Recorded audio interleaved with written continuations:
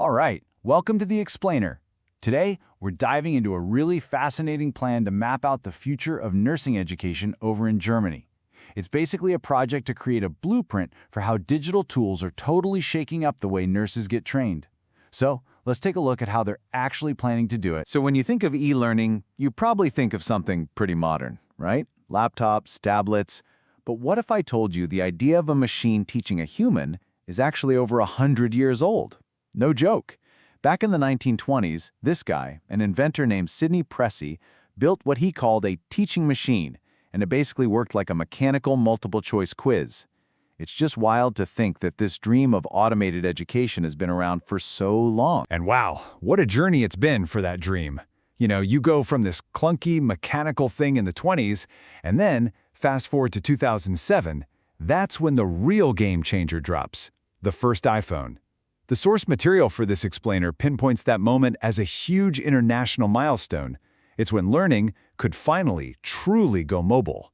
And that kicked off this incredible acceleration that brings us right to today, where there isn't just a suggestion, but an urgent legal mandate to get digital tools into professional training. Okay, so that brings us from this big picture history down to a very specific, very modern challenge facing Germany right now.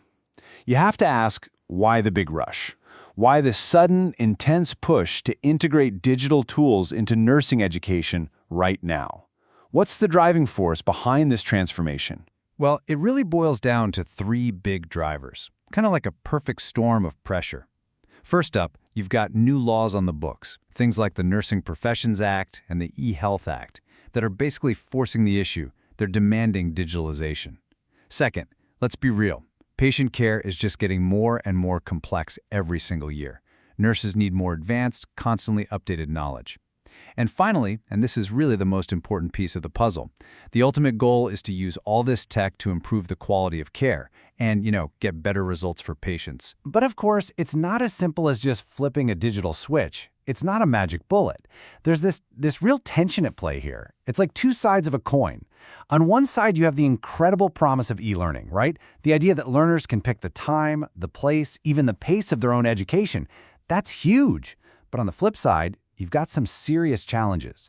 There's a potential for it to be way less interactive, maybe even a little isolating. And honestly, for some methods, there's just not a lot of solid proof yet that they're truly effective. So this leaves educators and policymakers in Germany in a pretty tough spot. It's a real dilemma. They know they have to go digital, but the path forward is, well, it's foggy. It's uncharted. I mean, which tools actually work? How are schools really using them? What are the best practices? The problem is, right now, nobody has the complete picture. They're flying blind. What they desperately need is a map of this new digital territory. And this is how they're planning to build that map. They're using a specific research method called a scoping review. Now, I know that sounds super academic, but don't let the term throw you. Just think of it like this. It's academic reconnaissance. It's map making. The goal isn't to find the answer to one tiny specific question. Nope.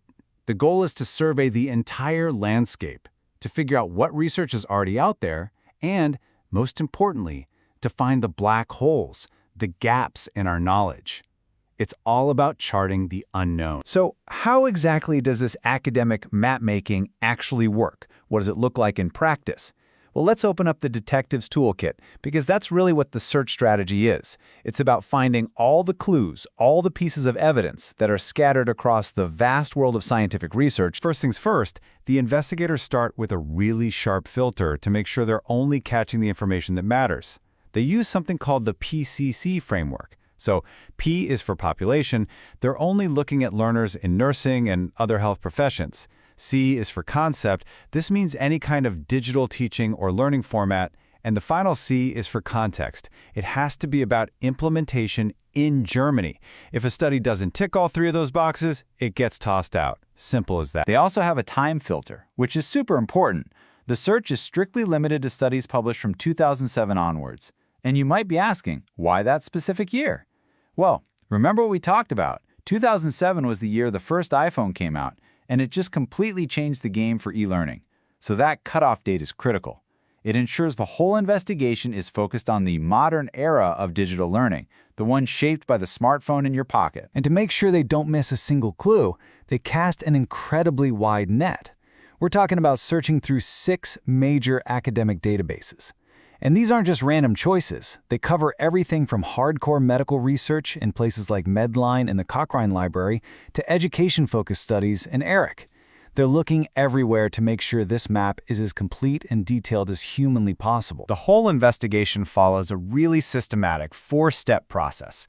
Step 1, they run the search across all those databases. Step 2, 2 different researchers working independently to avoid bias screen all the titles and abstracts. Then, for anything that looks promising, they move to Step 3, a full-on deep dive into the actual research papers. And finally, Step 4, they pull all of that vetted information together, synthesize it, and report their findings. That's when the map finally takes shape. So, after all that searching, all that filtering, all that detective work, what's the big question they're hoping to answer? It really comes down to this. Which digital tools, we're talking everything from virtual reality simulations to simple online modules and mobile apps, which ones are actually being used right now to train nurses in Germany? And just as important, how are they being used? In the classroom, in clinical training, out in the real world. And this brings us to the biggest question of all, the so what question. Why go to all this trouble? Why does building this map of digital education for nurses actually matter in the real world? Well, the answer is that the impact is huge, and it's felt across the entire healthcare system. Think about it. Educational institutions can use this map to design way better, more effective courses. Policymakers, they can finally make informed decisions about where to put money and what rules to create. The nurses and health professionals themselves can get a clear picture of their own training landscape. And hey, even the tech developers who build these tools can use the findings to create stuff that actually works. And that right there brings us to the ultimate bottom line. This is so much more than just some academic exercise. The logic is incredibly simple, but it's also incredibly powerful. If we can figure out which tools work best, we can create better prepared nurses. And what do better prepared nurses lead to? They lead directly to what matters most to every single one of us. Safer, more effective patient care. So ultimately, this whole effort leaves us with a really critical question, not just for Germany, but for all of us. As our healthcare system gets more and more digital, more packed with technology, we have to keep asking ourselves this. How do we best train the humans? How do we design education that truly supports and empowers the people who remain at the absolute heart of it all?